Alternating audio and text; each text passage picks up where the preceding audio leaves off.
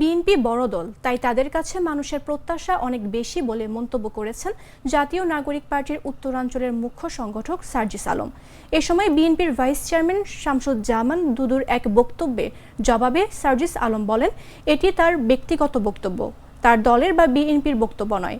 শনিবার দুপুরে পঞ্চগড় জেলা প্রশাসন ইকো পার্কে মাশরুম ও মুক্তা চাষ প্রকল্পের 2 দিনব্যাপী প্রশিক্ষণ কর্মশালার সমাপনী অনুষ্ঠানে সাংবাদিকদের সামনে এসব কথা বলেন তিনি।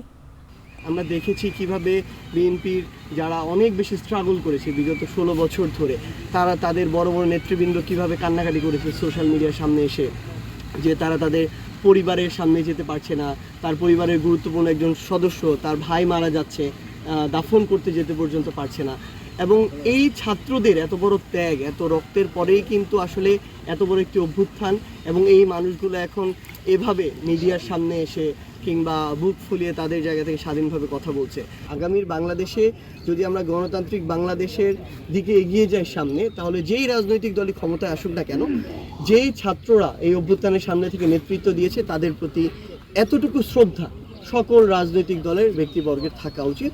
এবং আমি বিশ্বাস করি যে এক্ষেত্রে বিএনপি তাদের জায়গা থেকে কিংবা বিএনপির কোনো নেতা তাদের জায়গা থেকে আরও বেশি এই দায়িত্বটি পালন করবেন, কারণ যেহেতু